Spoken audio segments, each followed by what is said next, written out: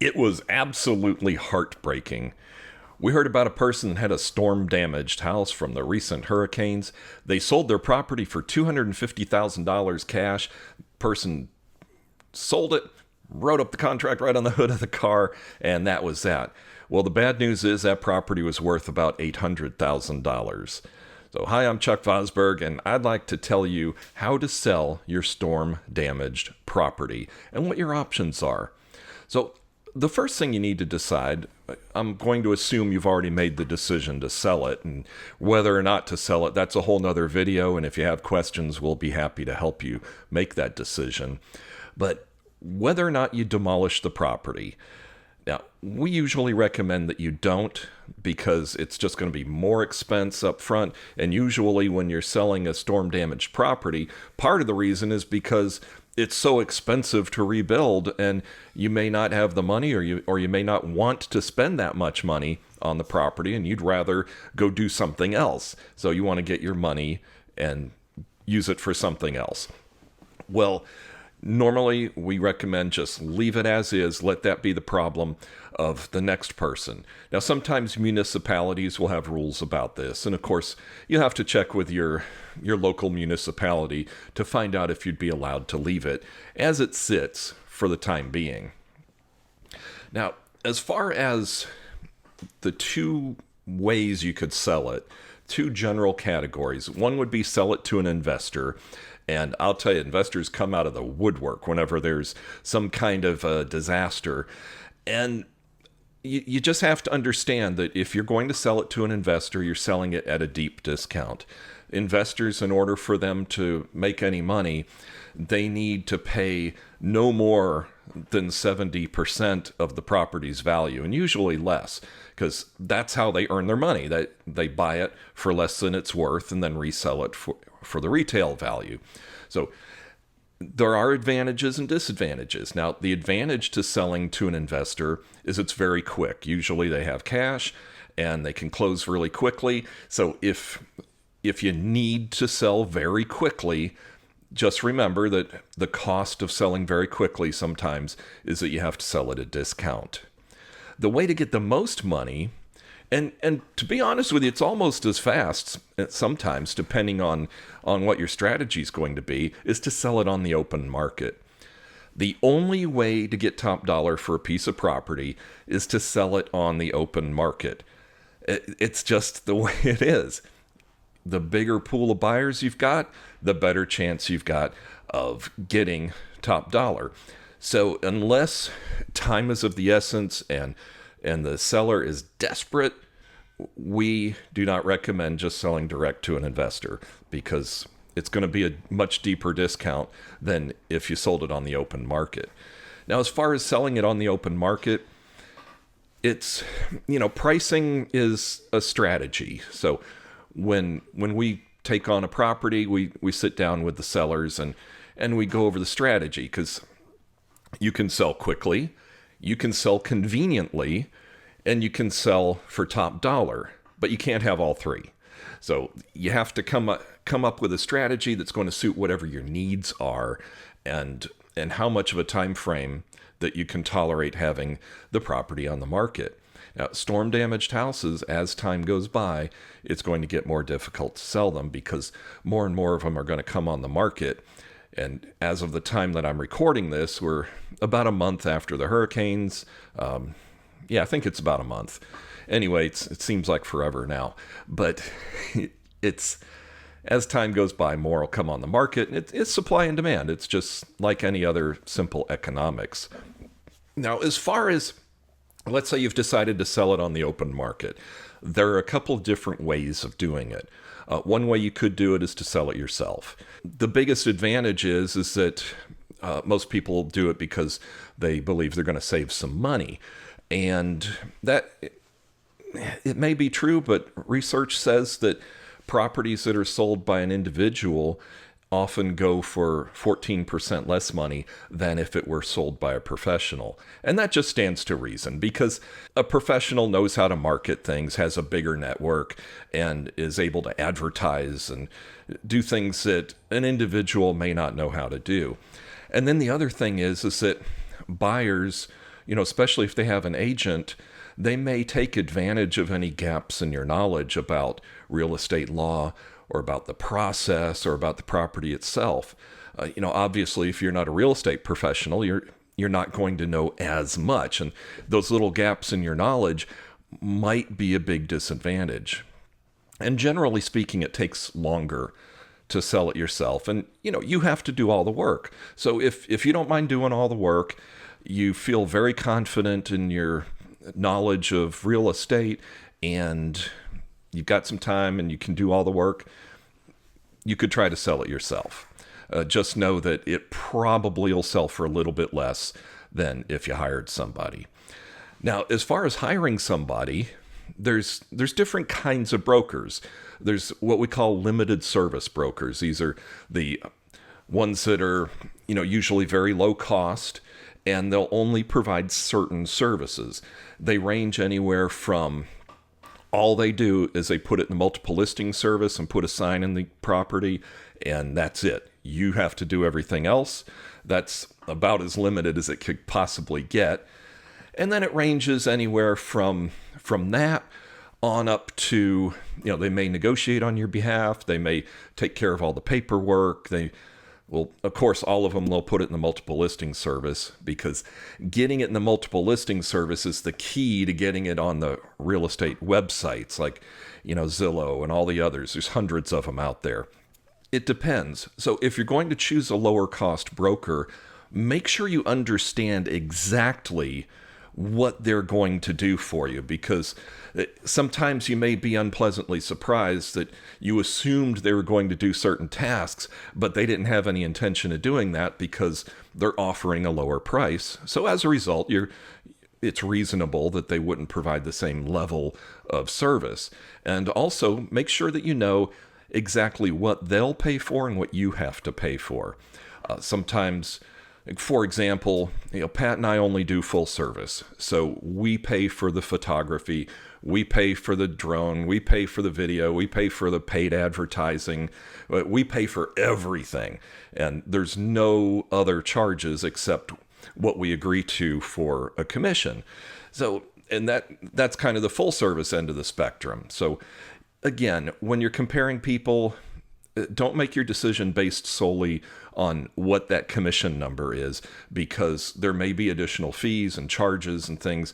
We've seen one case recently where the person actually ended up paying several percent more than a full service white glove broker would provide for a limited service, because they had all these little extra fees and things that the seller had to pay for. So just make sure you know what you're getting. Make sure it's in writing too. It should all be written down, not just, them telling you exactly what they're going to do for you. Obviously, like I mentioned before, you want to have it in the multiple listing service, because that then will automatically land on a lot of the real estate websites.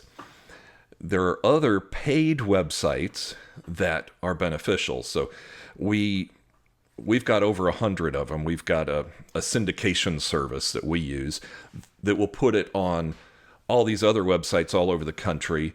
And we target specifically to geographic areas that have a lot of people that are moving to Florida. So, chances are an individual or a newer agent won't have the ability to do that. But if you can, that's the best way to do it. Let's see what else. I got to look at my notes here. Oh yeah, vetting buyers. It's so important to vet the buyers.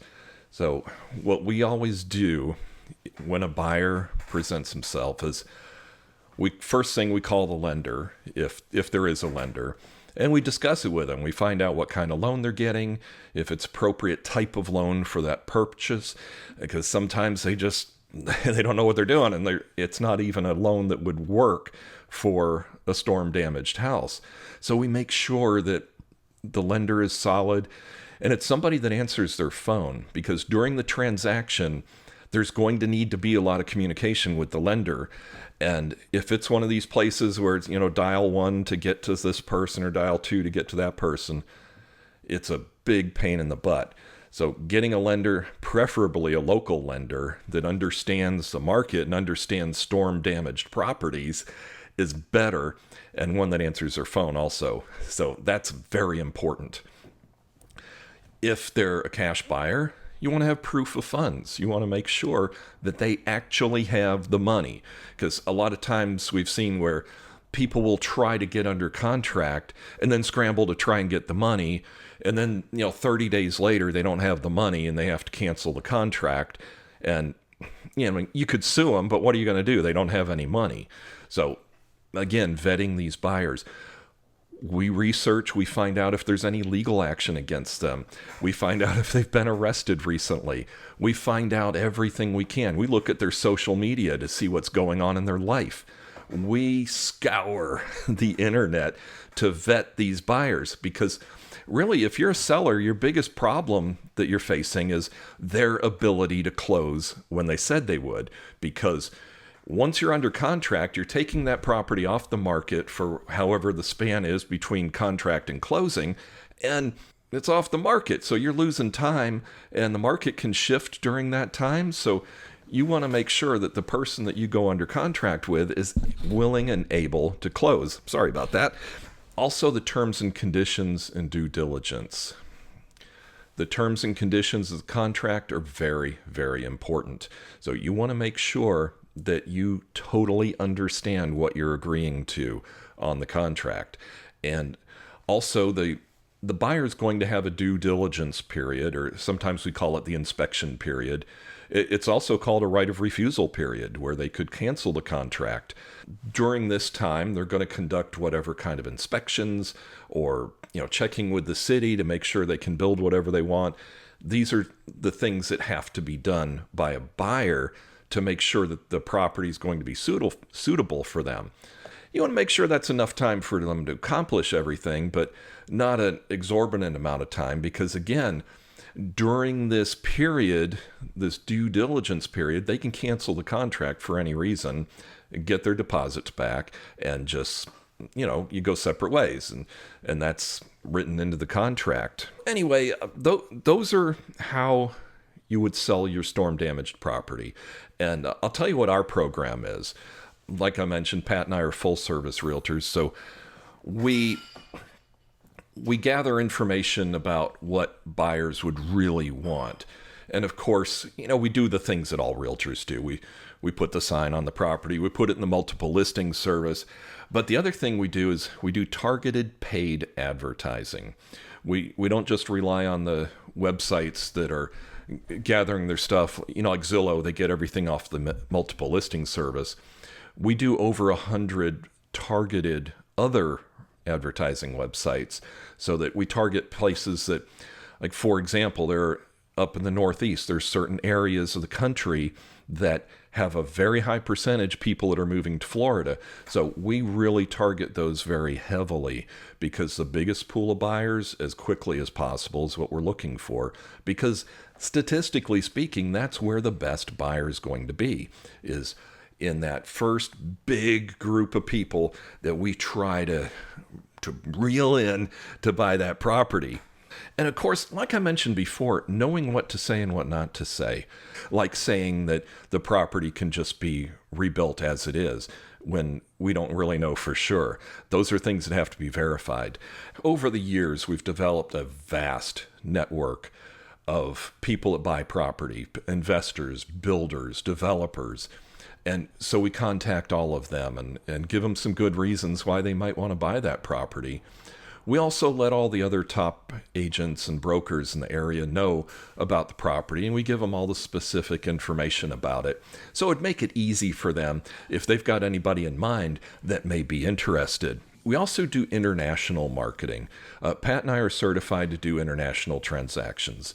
So that gives us the ability to market it internationally. Incidentally, 20% of the property here gets bought by people from other countries. More than 80% of them pay cash, which makes the transaction a lot easier. And usually those people, property here is inexpensive to them.